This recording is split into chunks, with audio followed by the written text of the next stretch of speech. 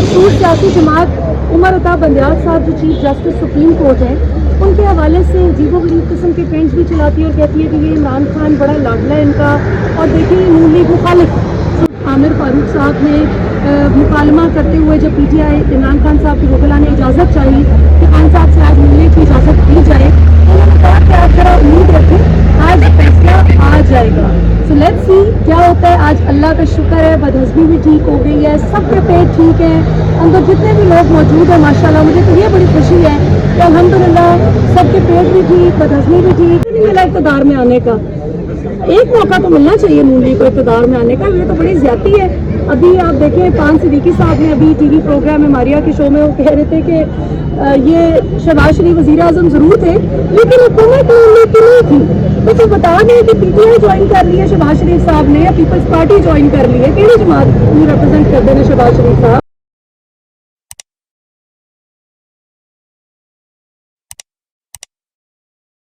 मतलब ये नहीं है कि ये इमरान खान है तो इसलिए है।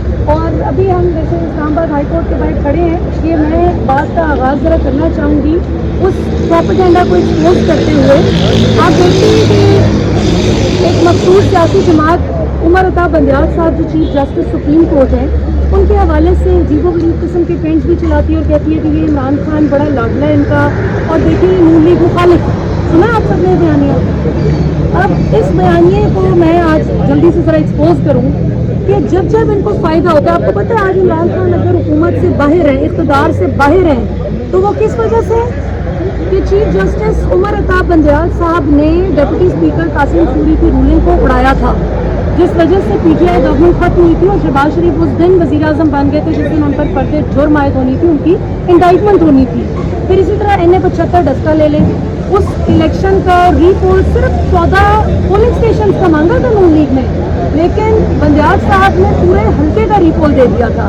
इसी तरह सेनेट इलेक्शन में शो ऑफ हैंड्स के जरिए जो इमरान खान कहते थे कि ओपन बैलेटिंग होनी चाहिए, लेकिन नून लीग और पीपल्स पार्टी ने कहा कि नहीं सीक्रेट बैलेटिंग होनी चाहिए। तो इमरान खान की मर्जी के खिलाफ पीपल्स पार्टी और नून लीग की मर्जी के मुताबिक फैसला आया था।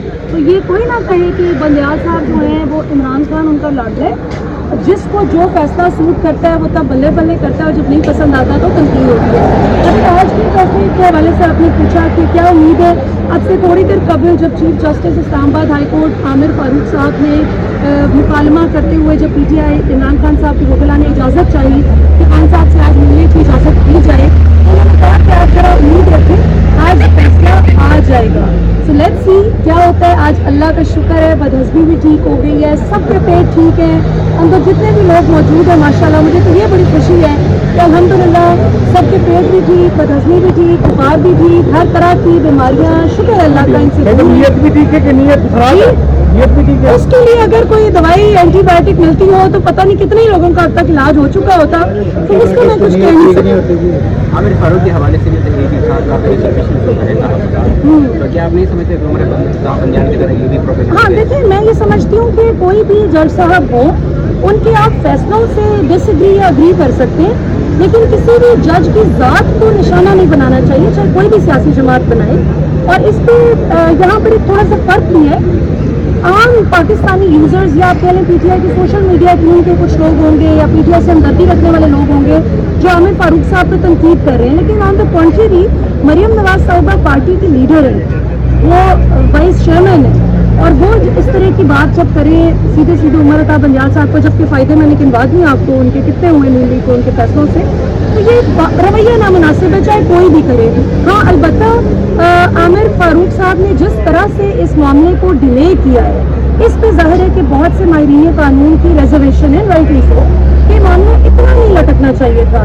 क्योंकि जो मैं कल परसों मेरे शो में अहमद पंसोटा मौजूद थे तो मैं उनसे बात कर रही थी, लीगल एक्सपर्ट हैं, तो वो भी ये कह रहे थे कि जब आपकी सज़ा किसी ऑफेंस में 5 साल से कम होती है, जो कि खान साहब को 3 साल की दी गई, और अभी 14 अगस्त को जब सदर साहब ने तमाम कैदियों की सज़ा में 6 माह की कमी की है, तो खान साहब की भी सज़ा जो है वो 2.5 साल तक आ गई है।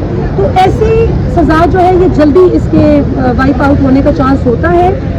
और सबसे इम्पॉर्टेंट बात देखें, ये नहीं हो सकता कि इमरान खान, नवाज शरीफ, जरदारी या मैं, आप, हम में से कोई एक शख्स एक गलत काम करे तो उसको पकड़ा जाए और दूसरे को ना पकड़ा जाए। उसूल सबके लिए एक सा होना चाहिए। अभी टाइम बार्ड केस है ये, जिस पर सजा भी हुई है ना खान साहब को, it's a time barred case. Time barred क्या होता है? जायद और मियाद।